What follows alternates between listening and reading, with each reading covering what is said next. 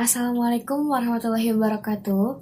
Yang terhormat Bapak dosen pengampu mata kuliah ilmu tauhid, Bapak Muhammad Sofyan MPD, dan yang terhormat teman-teman PGMI semua. Puji dan syukur mari kita panjatkan kehadirat Allah Subhanahu wa taala yang mana telah memberikan nikmat yang luar biasa sehingga kita dapat melakukan pembelajaran virtual melalui video ini. Juga tak lupa sholawat dan salam kepada Nabi besar kita, Nabi Muhammad SAW. Di video kali ini, kami, kelompok 6, akan menjelaskan sedikitnya materi mengenai apa itu Syiah. Sebelumnya, perkenalkan, nama saya Nurda Amelia selaku moderator, kemudian ada Rahayu Juliani, Rizka Febriani, dan Sabihan Syahrul Nurrahman sebagai pemateri. Selamat menyaksikan.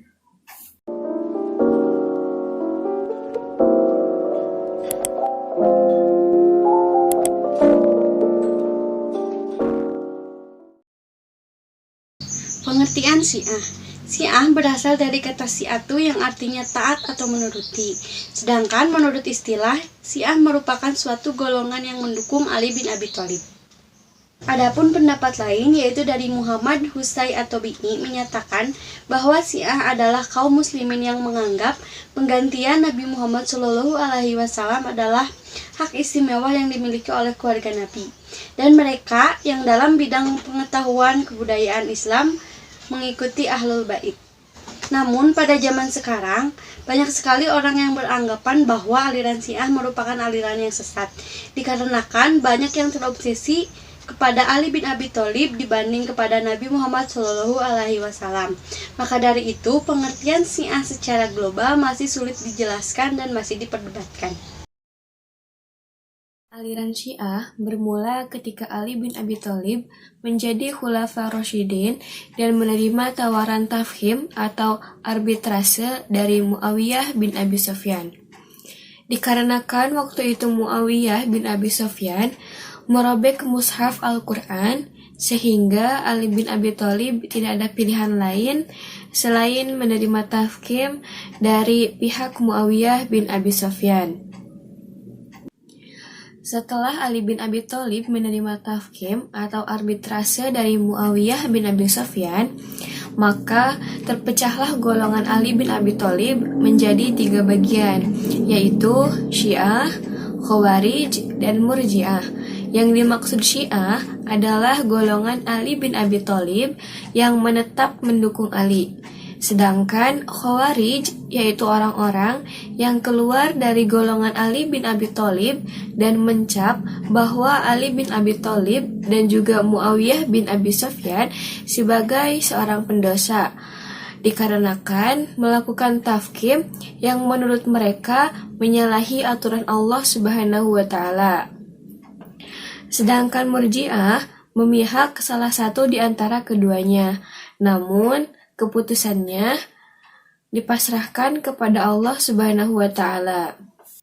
Setelah itu, dari ketiga aliran tersebut, semakin waktu semakin bertambah alirannya. Contohnya seperti aliran Jabariyah, Qadariyah, dan lain-lain. Yang pertama ada golongan Sabaiyah. Golongan Sabaiyah merupakan salah satu aliran Syiah yang dipelopori oleh Abdullah bin Saba, yaitu seorang Yahudi dari suku Al-Hirah yang masuk Islam. Abdullah bin Saba merupakan orang yang paling menentang pada masa kekhalifahan Utsman bin Affan. Selain itu, Abdullah bin Saba juga seringkali menentang kepada pejabat-pejabat pada masa Utsman bin Affan. Banyak pemikiran-pemikiran sesat yang ia sebarluaskan dan dilakukan secara bertahap. Ia mengembangkan pemikiran-pemikiran itu di tengah-tengah masyarakat sebagaimana yang dimuat dalam kitab Taurat, bahwa setiap nabi mempunyai penerima wasiatnya, dan Ali adalah penerima wasiat Nabi Muhammad. Ketika Ali bin Abi Thalib terbunuh, ia berusaha menarik perhatian masyarakat pada masa itu, di mana ia merangsang rasa cinta masyarakat kepada Ali bin Abi Thalib dan juga perasaan menderita karena kehilangannya Ali. Dan ia juga melakukan itu dengan menyebarkan kebohongan-kebohongan yang diantaranya bahwa Ali bin Abi Thalib tidak terbunuh, melainkan yang terbunuh merupakan syaitan yang menyerupai Ali. Sedangkan Ali naik ke langit sebagaimana dinaikannya Nabi Isa ke langit. Yang lebih parahnya adalah keyakinan Sabaiyah bahwa Tuhan bersemayam dalam diri Ali. Dengan kata lain bahwa pada golongan Sabaiyah ini mereka percaya bahwa Ali itu sebagai Tuhan. Dan yang kedua ada golongan Gurabiyah.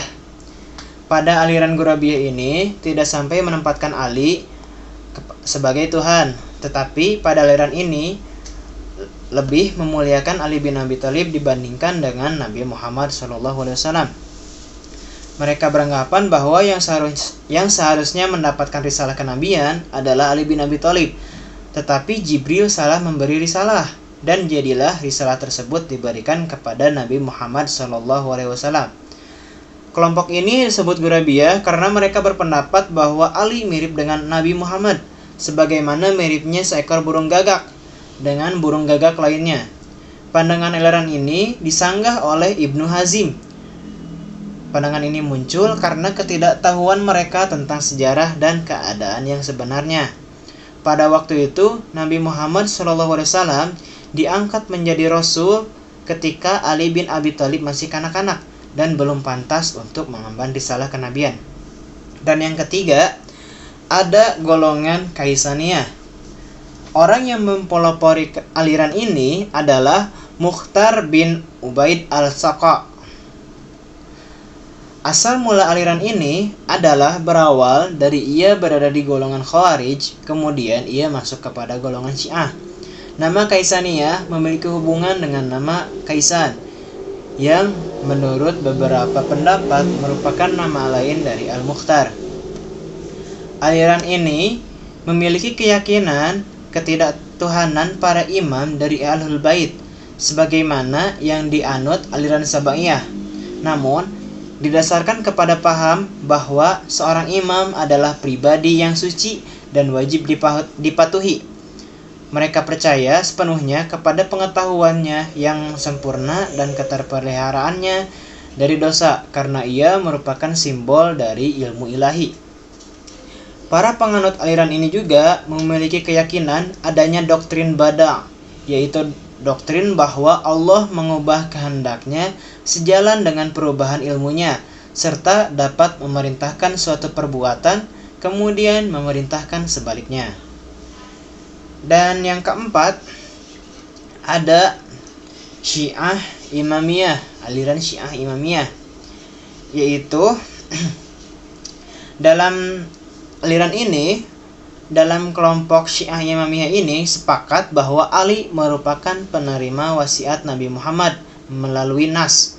Kelompok ini merupakan kelompok atau golongan yang mempromosikan keimanan Ali langsung sesudah Rasulullah dengan berpendapat bahwa terdapat dalil yang sahih mengenai keimaman Ali radhiyallahu anhu. Golongan ini pun bersepakat bahwa penerus Ali yaitu kedua putranya, yaitu Hasan dan Husain, lalu kepada putra Husain Zainal Abidin, terus kepada anaknya Ja'far As-Shadiq. Terus yang terakhir ada Syiah Zaidiyah. Secara genealogi, Zaidiyah merupakan salah satu sekte Syiah yang dikaitkan kepada Imam Zaid bin Ali bin Al-Husain bin Ali bin Abu Thalib. Ia menyatakan bahwa perang terhadap Khalifah Hisham bin Abdul Malik dan Al-Riya disalib di Kufah. Di masa hidupnya, Zaid aktif dalam dunia ilmu pengetahuan dan memiliki hubungan dengan para ulama di zamannya. Jika dibandingkan dengan golongan Syiah yang lainnya, golongan Syiah Zaidiyah ini lebih moderat dan lebih dekat dengan paham ahli sunnah wal jamaah. Sebab mereka tidak mengangkat para imam kepada derajat kenabian, sehingga mereka berkeyakinan bahwa para imam merupakan manusia paling utama setelah Nabi Muhammad. Mereka juga tidak mengkafirkan para sahabat. Zaidiyah berpendapat bahwa Sayyidina Ali merupakan seorang yang paling pantas menjadi imam sepeninggal Rasulullah SAW. Syiah Zaidiyah memiliki doktrin tentang bolehnya membangkit dua imam dalam dua daerah kekuasaan yang berbeda. Dalam doktrin akidah, aliran Zaidiyah percaya apabila seseorang melakukan dosa besar, maka akan kekal dalam neraka sebelum mereka taubat yang sebenarnya. Yang selanjutnya yaitu doktrin Syiah yang bertentangan dengan Ahlus Sunnah. Seperti yang telah dijelaskan bahwa Syiah dahulu dan sekarang itu berbeda. Syiah yang satu dengan pertama yaitu kelompok Syiah yang ekstrim. Para sahabat Nabi dan semua orang Islam yang mengikuti sahabat ini dikuatkan oleh perkataan Al-Majisi, seorang penganut Syiah yang mengatakan bahwa Abu Bakar, Umar, dan Utsman adalah perampok yang curang dan murtad serta keluar dari agama. Dan Abu Basir pun pernah menjelaskan bahwa penduduk Mekah itu lebih kufur kepada Allah secara terang-terangan dan bahwa penduduk Madinah lebih jelek daripada penduduk Mekah dan bahkan lebih jelek 70 kali daripada penduduk Mekah. Yang kedua yaitu pendapat tentang Al-Quran. Syiah mempunyai pendapat bahwa Al-Quran yang ada sekarang yaitu merupakan tidak asli. Isi kandungan Al-Quran yang telah ditambah dan dikurangi oleh para sahabat. Sementara Al-Quran yang asli itu ada di tangan Ali yang diwariskan kepada putra-putranya, yang sekarang ada di tangan Imam Al-Muntad. Sementara Al-Hui menjelaskan bahwa tidak diragukan lagi bahwa Al-Quran yang ada di Ali itu berbeda dengan Al-Quran yang ada pada zaman sekarang ini, baik dalam susunan surahnya maupun dalam tambahan-tambahan yang tidak terdapat di dalam Al-Quran. Terdapat beberapa literatur dalam kaum Syiah yang merupakan mazhab resmi di Republik Islam Iran, yaitu Za'fariyah, yang menyatakan bahwa tidak terdapat seorang yang mengaku telah mengumpulkan Al-Quran secara utuh sebagaimana telah diturunkan, kecuali yang mengatakan itu adalah seorang pendusta. Menurut keyakinan mereka, tidak ada seorang pun yang telah menghimpun dan menghafal Al-Quran sebagaimana diturunkan kecuali Ali dan imam-imam sesudahnya. Menurut Al-Kulaini, dalam kitab Al-Kafi, literatur hadis Syiah yang paling dapat dipercaya menyatakan bahwa sesungguhnya Al-Quran diturunkan kepada Nabi Muhammad SAW adalah 17.000 ayat. Jadi hampir 2/3 itu lebih banyak daripada Al-Quran kaum muslimin. Oleh sebab itu, ulama Syiah memberi keringanan kepada para pengikut untuk membaca Al-Quran yang dipegang oleh kaum muslimin sampai datangnya orang yang mengajarkan Al-Quran itu dalam versi yang asli secara utuh. Yang ketiga yaitu pemikiran kaum Syiah terhadap sunnah. Menurut sebagian kaum Syiah, riwayat selain dari orang Syiah tidak dapat diterima. Mereka hanya menerima hadis-hadis yang diriwayatkan melalui jalur Ahlul Bait. Hal ini berarti Syiah telah membuang ribuan hadis Nabi sawerada. Baik yang keempat yaitu konsep imamah. Dengan keyakinan Ahlus Sunnah wal Jamaah yang menganggap rukun iman itu hanya ada 6, kaum Syiah menambahkan rukun iman itu menjadi 7, yakni ditambah dengan imamah yang berarti kepemimpinan spiritual, pendidikan, agama, dan politik di atas seluruh umat Islam kepada sistem keturunan yang secara berturut-turut, serta kekuasaan yang dipegang oleh ke-12 imam. Kekuasaan ini berpusat kepada Ali yang merupakan suami dari Fatimah Az-Zahra dan kedua putranya yakni Hasan dan Husain, yang kemudian berpusat pada keluarga Husain yang telah menikahi putri Kaisar Persia Yazdarij yang bernama Shir-Bahanu. Pada saat pasukan Islam berhasil menguasai singgasananya pada masa kekhalifahan Umar bin Khattab, lalu putrinya Kaisar datang sebagai kawanan. Lalu pada masa kini Republik Islam Iran sebagai penerus Persia yang menyatakan bahwa agama resmi Iran yaitu Islam dan bermazhab Al-Zafari Al-Isna Asy'ari. Dalam persoalan imamah ini, Imam Ja'far meletakkan dua landasan penting di dalamnya. Prinsip pertama yakni nas, yang berarti imamah adalah suatu kreatif yang dilimpahkan Allah kepada orang pilihannya dari keluarga sang Rasul yang sebelum kematiannya melalui pengangkatan dan eksplit atau nas. Dari otoritas nas inilah imamah dibatasi dengan keadaan politis yang hanya pada individu tertentu di antara seluruh keturunan Ali dan Fatimah Az-Zahra, baik yang mengklaim pemerintahan duniawi bagi dirinya ataupun tidak.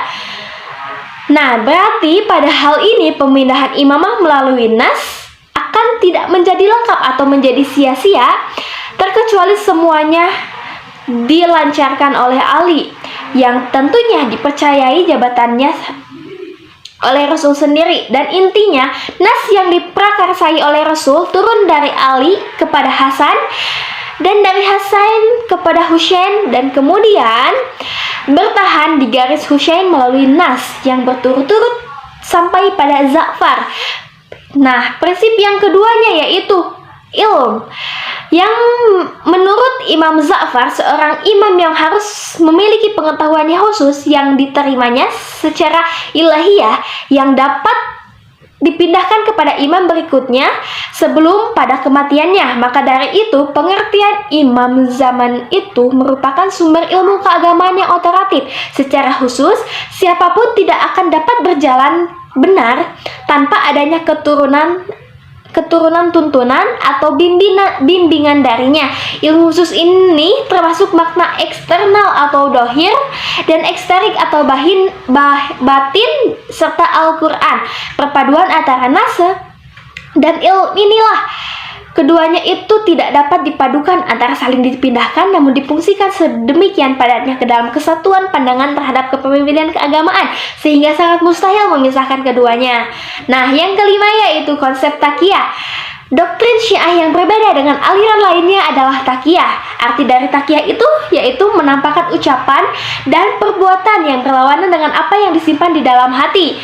Misalnya, ia menampakkan kasih sayang kepada orang lain padahal ia melaknat mereka dalam hati, dan di antara orang-orang terdekatnya itu, bahkan ketika tidak ada sebab yang memaksanya.